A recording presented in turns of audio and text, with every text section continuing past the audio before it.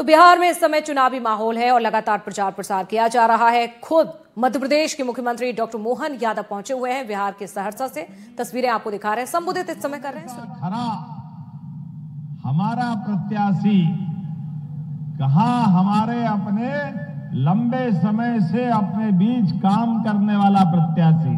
जोरदार अभिनंदन आलोक भाई के लिए करें।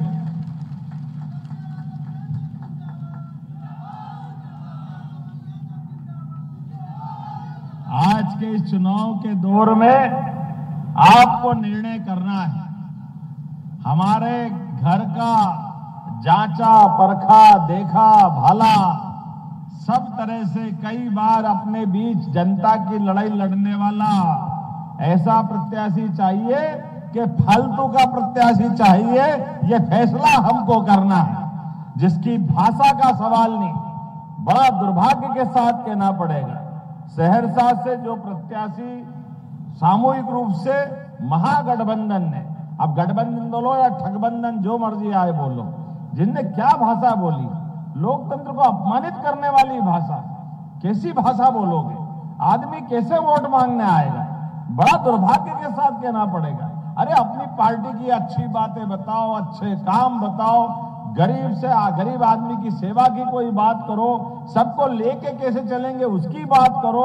हमारे मोदी जी के काम के आधार पर और नीतीश कुमार जी के काम के आधार पर सरकार के मामले में कोई आपको नहीं जचता है तो सकारात्मक आलोचना करो, लेकिन ऐसी भाषा बात करोगे जिसके आधार पर आप भी लज्जित होगे और साथ वाले भी। मुझे तो बड़ा आश्चर्य लगेगा, किस मुंह से समाज में घूमोगे कि आओ हमको वोट दो।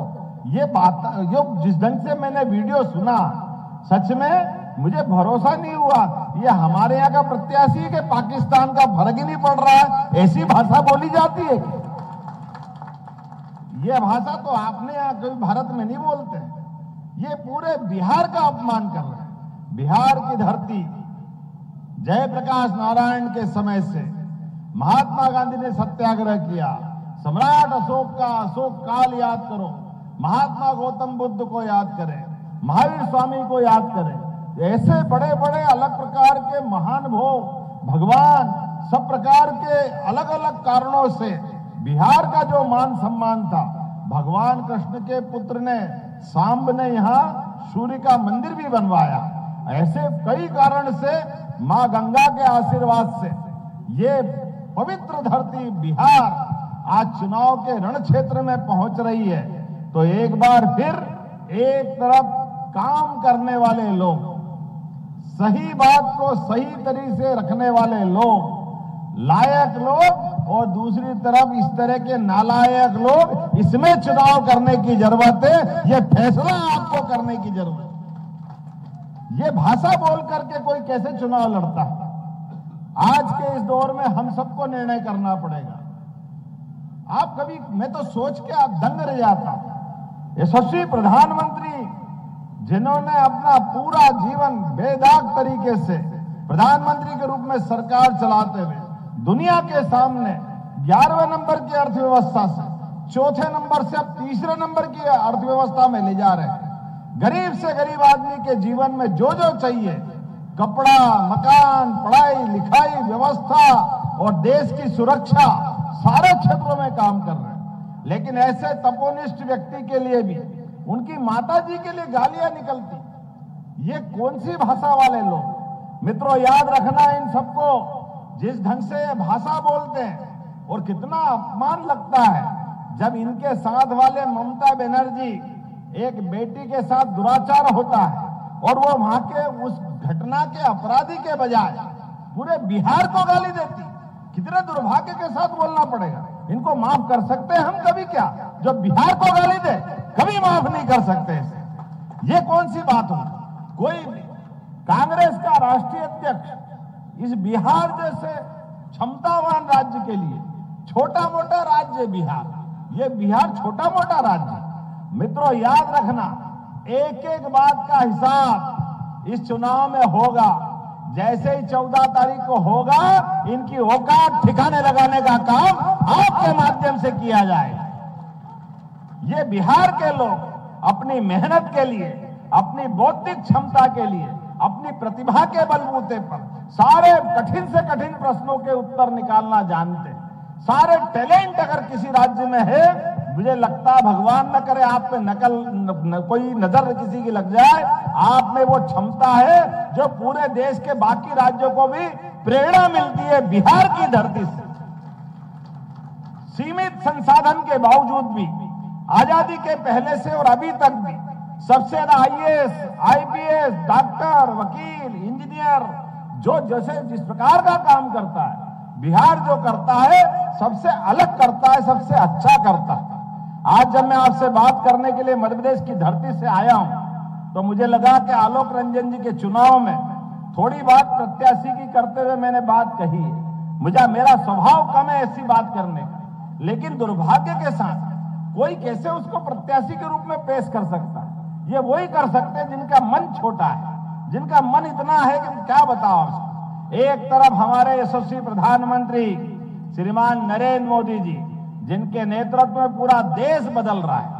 हमें गर्व है मध्य प्रदेश में भी उनके आशीर्वाद से हमारी सरकार चला रहे हैं, और सरकार चलाने के आधार पर जीवन के सब क्षेत्रों में विकास के कारवां लेके चल रहे हैं।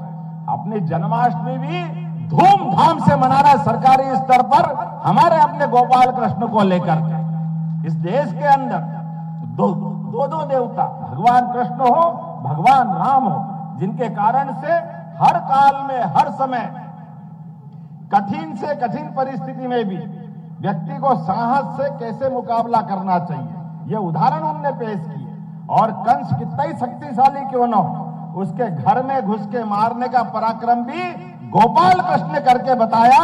ये हमारा अपना गौरवशाली अतीत। रावण से युद्ध में भगवान राम ने भी क्या पराक्रम दिखाया, और अपने वनवासी, आदिवासी, जंगल के जानवर सबको साथ लेकर के बगैर अयोध्या से सेना बुलाया। भगवान श्री राम ने भी क्या पराक्रम किया।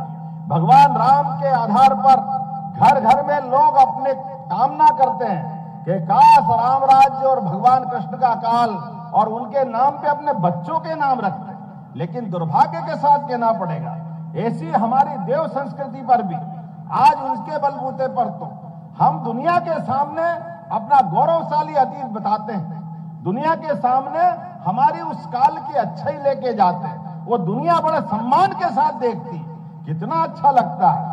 विदेश का कोई मेहमान अपने देश में आता है और माननीय प्रधानमंत्री जी मदुरई के मंदिर में विदेशी राष्ट्रपति का स्वागत करते हैं।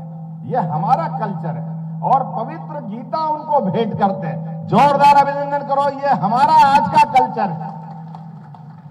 ये जो हमारी भावना है, भगवान कृष्ण ने गीता के वो पवित्र वाक्य जो बोले, जिससे पवित्र गीता बनी, जिसके भरोसे से कर्मवाद की शिक्षा मिलती। लेकिन ये दुर्भाग्य के साथ कहना पड़ेगा, आज भगवान कृष्ण के, भगवान राम के काल से शिक्षा देने के लिए मुझे इस बात की प्रसन्नता है, शिक्षा नीति 2020 के माध्यम से ऐसे महत्वपूर्ण शिक्षा के पाठ जिनके आधार पर आने वाली पीढ़ी को शिक्षा मिले, ये शिक्षा नीति बनाने का काम यशस्वी प्रधानमंत्री के माध्यम से हुआ। जोरदार अभिनंदन करें। ये वर्तमान में शासन की पद्धति, और जीवन के सब क्षेत्रों में जैसे जैसे आगे बढ़ सकते हैं उन सारे क्षेत्रों में लेके चलने के लिए बिहार में बाढ़ आती है, यशस्वी प्रधानमंत्री सबसे पहले मदद करने के लिए आते हैं। बिहार के अंदर हाईवे, एयरपोर्ट, मखाना बोर्ड, बताओ आप, मखाने की खेती तो कब से होती थी, लेकिन किसानों के लिए जिस प्रकार से काम कर रहे हैं, मुझे इस बात की प्रसन्नता है। आज के दौर में जब चुनाव के बाद हम इस दौर से निकलेंगे तो आपके हमारे सामने निश्चित रूप से विजय की यात्रा में दुनिया की कोई ताकत यहां सरकार बनाने से रोक नहीं सकेगी। जोरदार अभिनंदन करें अपने इस भाव के आधार पर। बदलते दौर में आज के इस अवसर पर मेरी अपनी ओर से यहां आलोक रंजन के लिए मैं आपके बीच अपील भी करने आया, और मान के चलो जिस प्रकार का माहौल बना है, हम और आप मिलकर के निश्चित रूप से एक ऐतिहासिक दौर में पहुंचेंगे। आने वाले समय में जैसे 14 तारीख आएगी, कोई बात नहीं, बैठो आराम से, यहाँ तो भगवान कृष्ण के और उस काल वाले लोग हैं, ऐसे सारी व्यवस्था से निपटना जानते हैं। चिंता मत करो, आराम से अपनी जगह बैठे रहो। हमारी तो मट्टी इसी बात की बनी है, परमात्मा की दया से अन्याय के खिलाफ सदैव संघर्ष करने के लिए ये सारे वंश वाले बैठे, मैं आपको प्रणाम करता हूं, आपका अभिनंदन करता हूं। हमारे बीच में आज के इस दौर में जब चुनाव की बेला में हम आए तो मैं मध्य प्रदेश की धरती से आपसे अपील करने आया हूं और ऐसी घर से निकल के आया हूं। मेरे अपने परिवार में कोई विधायक नहीं, कोई सांसद नहीं, मंत्री का तो सवाल ही नहीं, मुख्यमंत्री का तो सोच नहीं सकते हैं, लेकिन ये केवल हमारी भारतीय जनता पार्टी और यशस्वी प्रधानमंत्री का आशीर्वाद है। जोरदार अभिनंदन करें श्रीमान नरेंद्र मोदी जी का, जिनके कारण से ये केवल कहते नहीं है सबका साथ सबका विकास, सबका विश्वास, सबका प्रयास।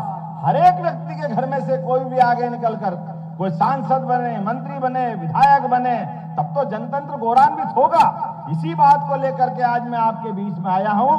आइए हम सब विकास के साथ चलें और संकल्प करें, जब अपना वोट डलेगा और वोट डल के निकलेंगे तो निश्चित रूप से कमल का फूल खिलेगा। जोरदार अभिनंदन करो। ये फैले हुए कीचड़ के बीच फिर एक बार कमल खिलाने के लिए हमको और आपको संघर्ष भी करना है और सतर्क भी रहना है। हर हालत में हमारी विजय होगी, दुनिया की कोई ताकत रोक नहीं सकती है। जोरदार अभिनंदन करें।